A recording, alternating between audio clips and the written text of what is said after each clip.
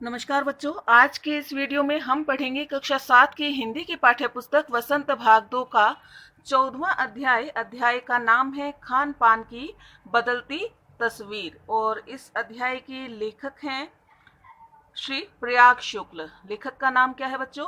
प्रयाग शुक्ल। और ये जो खान पान की तस्वीर, ये जो अध्याय है, यह एक निबंध विधा की रचना है। ये क्या है बच्चों? निबंध विधा की रचना है।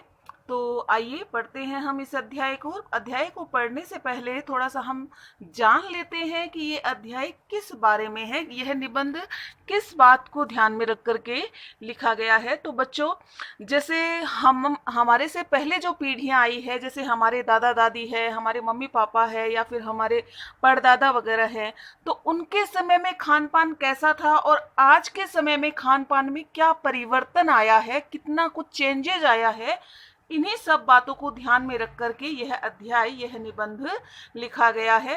तो आइए देखते हैं प्रयाग शुक्ल जी हमें क्या बताने की चेष्टा कर रहे हैं इस अध्याय के माध्यम से, इस निबंध के माध्यम से। तो चलिए शुरू करते हैं।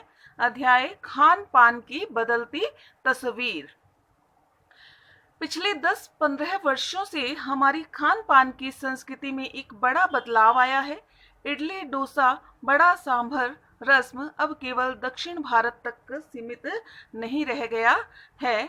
ढाबा संस्कृति लगभग पूरे देश में फैल चुकी है।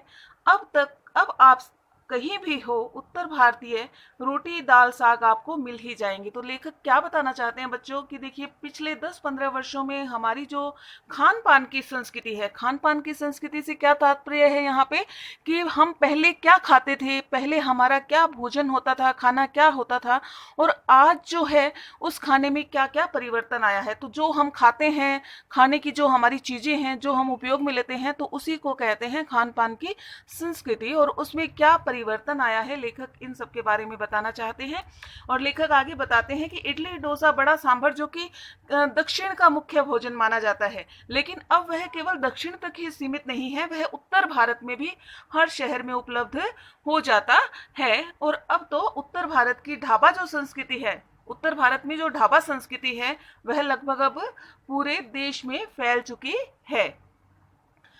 अब आप कहीं भी हो, उत्तर भारतीय दाल साग आपको मिल ही जाएगा। देखो बच्चों, कहने का तात्पर्य ये है कि जैसे मैं एक उदाहरण लेती हूँ कि जैसे हम जोधपुर में रहते हैं, तो हम अगर कहीं भी चले जाएंगे, अगर हमें जोधपुर का खाना ही वहाँ पे खाना है, वहाँ का जो स्थानीय खाना है, अगर हमें वो नहीं खाना, हमें जोधपुर का खाना ही वहाँ पे खाना है, तो वो खाना भी वहाँ पे उपलब्ध हो जाएगा। लेखक हमें बताना चाहते हैं कि कहीं भी चले जाओ, आपको किसी क्षेत्र विशेष का मुख्य भोजन वहाँ तक उपलब्ध हो जाता है। इस तरह से ढाबा संस्कृति भी जो है पूरे देश में फैल चुकी है, और कहीं भी जाते हैं तो दाल साग रोटी आपको मिल ही जाएगी। फास्ट फूड, फास्ट फूड से क्या तात्पर्य है बच्चों?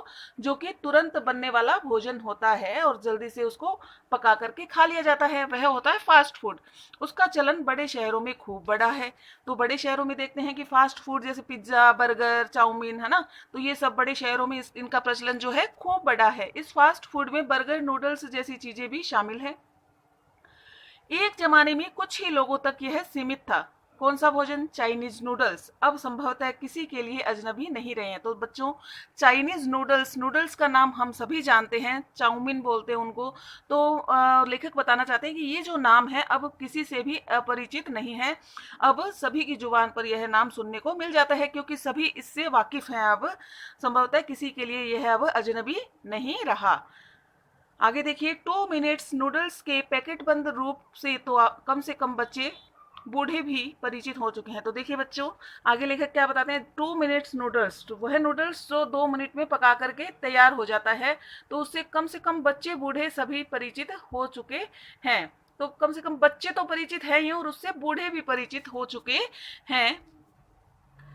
इसी तरह नमकीन के कई स्थानीय प्रकार अभी तक भले मौजूद हों, लेकिन आलू चिप्स के कई विज्ञापित रूप तेजी से घर घर में अपनी जगह बनाते जा रहे हैं। तो लेखक कह रहे हैं कि जो नमकीन है, ठीक है, उसके स्थानीय प्रकार अभी तक भले ही मौजूद है, मतलब अभी भी घरों में, स्थानीय घरों में वह मिल जाते हैं नमकीन जो है तरह तरह के, लेकिन फिर भी आलू की जो चिप्स है, जो पैकेट बंद चिप्स आते हैं, वह तेजी से अपनी जगह जो है घरों में बनाते जा रहे हैं। गुजराती ढोकला, गाठिया भी अब देश के कई हिस्सों में स्वाद लेकर खाए जाते हैं, और बंगाली मिठाइयों की केवल रस भरी चर्चा ही नहीं होती, वे कई शहरों में पहले की तुलना में अधिक उपलब्ध है। तो देखिए बच्चों लेखक क्या बता रहे हैं कि गुजराती ढोकला है ना, तो गुजरात का जो ढोकला फेमस है वो केवल गुजरात में ही नहीं है, देश के हर एक घर में वह हमें अब मिल जाता है, मतलब कि पूरे देश में उसका प्रचार प्रसार हो गया है और हर घर में वह खाने को मिल जाता है। और इसी तरह से बंगाली मिठाइयाँ मिलनी तो चाहिए बंगाल में, लेकिन अब वह भी पूरे देश में फैल चुकी हैं, मतलब कहीं की भी कोई विशेष चीज है खाने की, वह हर क्षेत्र में देश के हर कोने में उपलब्ध हो जाती है। आगे लेखक क्या कहते हैं, यानी स्थानीय व्यंजनों के साथ ही अब अन्य प्रदेशों के व्यंजन पकवान भी प्राय हर क्षेत्र में मिलते हैं, और मध्यम वर्गीय जीवन में भोजन विविधता अपनी जगह बना चुकी है। मध्यम वर्गीय से क्या तात्पर्य है, जो मिडिल क्लास फैमिलीज है वहां पे भी भोजन विविधता, मतलब विभिन्न प्रकार के भोजन जो है देखने को मिल जाते हैं। आगे देखिए, देखो बच्चों इस चित्र में हमें क्या नजर आ रहा है, डोसा नजर आ रहा है, नजर आ रहा है, राइस है, और ये इडली पड़ी है ना, तो ये वड़ा वगैरह पड़ा है जो कि दक्षिण के मुख्य खाद्यान्न है। ये विभिन्न प्रकार का भोजन इसमें दे रहा है। आगे देखते हैं,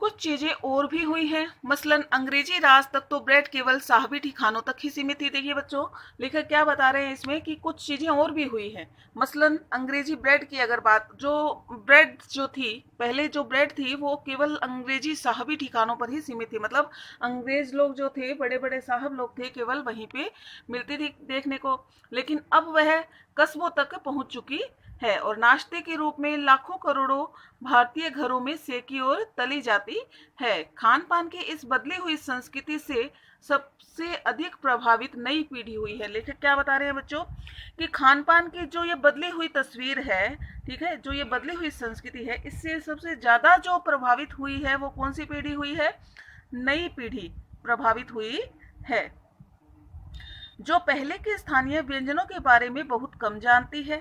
अब जो नई पीढ़ी है, जो पहले के जो स्थानीय व्यंजन थे, हमारे घरों में जो व्यंजन बनाए जाते थे, उनके बारे में नई पीढ़ी बहुत कम जानती है, पर कई नए व्यंजनों के बारे में बहुत कुछ जानती है। अब जो नई पीढ़ी के लोग हैं वो नए व्यंजनों के बारे में तो बहुत जानते हैं, चाहे वो किसी भी स्थान का फेमस व्यंजन क्यों ना हो, उसके बारे में नई पीढ़ी के लोगों को पता होगा, लेकिन हमारे जो पुराने जो लोग स्थानीय व्यंजन मतलब बनाते थे उनके बारे में उनको पता नहीं है। स्थानीय व्यंजन भी तो अब घटकर कुछ ही चीजों तक सीमित रह गए हैं। बम्बई की पाव भाजी और दिल्ली के छोले कुलचों की दुनिया पहले की तुलना में बड़ी जरूर है, पर अन्य स्थानीय व्यंजनों की दुनिया में छोटी हुई है। जानकार ये भी बताते हैं कि मथुरा के पेड़े और आगरा के पेठे नमकीन में अब वह बात नहीं रही। देखिए बच्चों लेखक ये बताना चाहते हैं कि जो मथुरा के पेड़े थे, आगरा का जो पेठा था, वह पहले बहुत फेमस था, उसमें इतनी अच्छी गुणवत्ता थी, मतलब जो कि अब नहीं है, तो उसकी गुणवत्ता में अभी फर्क पड़ा है। फिर मौसम और ऋतुओं के अनुसार फलों खाद्यान्नों से तो जो व्यंजन और पकवान बना करते थे, उन्हें बनाने की फुर्सत भी अब कितने लोगों को रह गई, क्योंकि बच्चों देखिए आजकल की जो मतलब लेडीज है वो वर्किंग हो गई है, तो उनको भी समय नहीं रहता है, ठीक है, तो वो सभी लोग जो है कम समय में जल्दी से तैयार होने वाला भोजन ही बनाते हैं। तो इस तरह से जो औरतें हैं, जो गृहिणियां हैं, जो हाउसवाइफ हैं या वर्किंग लेडी है, जो भी है, वो ऐसी चीज़ें बनाना पसंद करते हैं, ऐसा भोजन बनाना पसंद करते हैं जो कि झटपट से तैयार हो जाए। इसलिए जो पहले की गृहिणियां होती थी वो अधिक समय लगे तो लगे, लेकिन अच्छे अच्छे पकवान बनाती थी, जो कि आजकल की लेडीज़ नहीं बनाती हैं। उन्हें बनाने की फुर्सत भी अब कितने लोगों को रह गई है। अब गृहिणियों या कामकाजी महिलाओं के लिए खरबूजे के बीज सुखाना, पहले की औरतें क्या करती थी बच्चों, जैसे ये मेवे वगैरह डाल करके आजकल की मिठाइयाँ बनती बनती है ना, पहले की जो लेडीज थी वो खरबूजे के बीज को सुखा करके फिर उनको छील करके उसमें से जो अंदर से गिरी निकलती थी उनसे व्यंजन तैयार करती थी। तो वह बहुत कठिन कार्य था, तो आजकल की लेडीज वो नहीं करती है। यानी हम पाते हैं कि एक ओर तो स्थानीय व्यंजनों में कमी आई है, दूसरी ओर वे ही देशी विदेशी व्यंजन अपनाए जा रहे हैं जिन्हें बनाने और पकाने की सुविधा हो। तो देखिए बच्चों, लेखक क्या बता रहे हैं कि स्थानीय व्यंजनों में तो कमी आई है और अब जो दूसरी ओर देशी विदेशी व्यंजन वही अपनाए जा रहे हैं जिनको पकाने में सुविधा होती है, मतलब कि जो आसानी से तैयार हो जाते हैं। जटिल प्रक्रियाओं वाली चीजें तो कभी कभार व्यंजन पुस्तिकाओं के आधार पर तैयार की जाती है। तो अगर कभी कोई अच्छी चीज बनानी है, कोई टिपिकल चीज बनानी है, तो उसके लिए क्या किया जाता है, जो रेसिपी बुक होती है ना उसको पढ़ करके वो तैयार कर लेते हैं। और आजकल तो यूट्यूब के कितने सारे माध्यम आ गए हैं, ठीक है ना, तरह तरह के चैनल्स आ गए हैं, उस पर अपन सर्च करके भी नई नई चीजें बना सकते हैं। तो कभी कभार ऐसा होता है बनाने वाला काम, लेकिन ज्यादातर औरतें ये नहीं बनाती हैं। अब शहरी जीवन में जो भागम भाग है उसे देखते हुए यह स्थिति स्वाभाविक लगती है। फिर कमर तोड़ महंगाई ने भी लोगों को कई चीजों से धीरे धीरे वंचित कर दिया है। महंगाई ने किस तरह से वंचित कर दिया बच्चों की, देखो अच्छी चीजें जो व्यंजन, मेवे के बिना स्वाद नहीं आता जिन व्यंजनों में, तो वो व्यंजन बनाने के लिए एक बार सोचना पड़ता है कि हाँ भाई ये बनाए या नहीं, क्योंकि उसमें जो मेवा डलता है वो बहुत महंगा होता है। तो इसीलिए हर कोई उसको बनाने के बारे में सोचता भी नहीं है। खान पान की जो एक मिश्रित संस्कृति बनी है, मिश्रित संस्कृति कैसे बच्चों, देखिए जैसे अपन यहाँ राजस्थान में रहते हैं तो यहाँ पे उत्तर प्रदेश में बनने वाला खाना भी मिल जाएगा, गुजरात में बनने वाला खाना भी मिल जाएगा, है ना, पंजाब का भी खाना मिल जाएगा। तो देश के किसी भी कोने का खाना यहाँ अपन को देखने को मिल जाएगा। तो इसीलिए खान पान को क्या कहा गया है आजकल, मिश्रित संस्कृति, क्योंकि हर तरह का खाना देश के हर कोने में आजकल मिल जाता है। तो इसीलिए इसको क्या कहा गया है बच्चों, खान पान की मिश्रित संस्कृति। तो खान पान की जो एक मिश्रित संस्कृति बनी है इसके अपने सकारात्मक पक्ष भी हैं।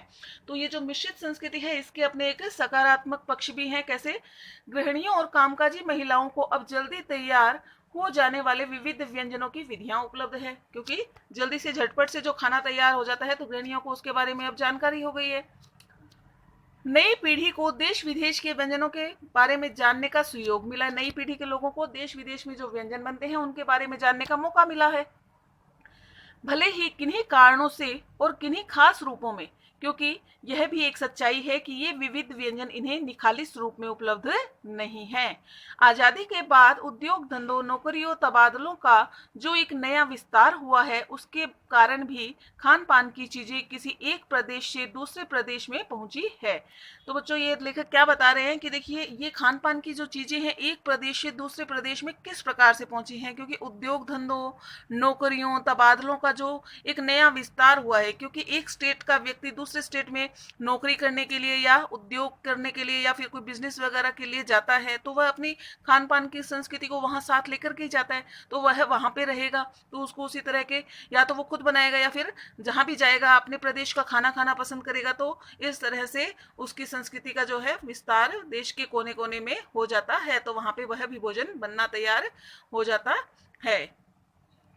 बड़े शहरों के मध्यम वर्गीय स्कूलों में जब दोपहर के टिफिन के वक्त बच्चों के टिफिन खुलते हैं, टिफिन के डिब्बे खुलते हैं, तो उनमें से विभिन्न प्रदेशों के व्यंजनों की एक खुशबू उठती है। क्योंकि देखिए बच्चों जैसे एक स्टेट है वहां पे दुनिया नहीं, देश के कोने कोने से लोग आकर के रह रहे हैं, ठीक है, वो बच्चे स्कूल में पढ़ने के लिए जाते तो अलग अलग संस्कृति के बच्चे जा रहे हैं, तो उनके टिफिन में भी अलग अलग प्रकार का खाना खुलेगा, तो उनकी जो खुशबू आएगी वो अलग अलग प्रकार की खुशबू उठती है। विभिन्न प्रकार के व्यंजनों से विभिन्न प्रकार की खुशबू उठती है।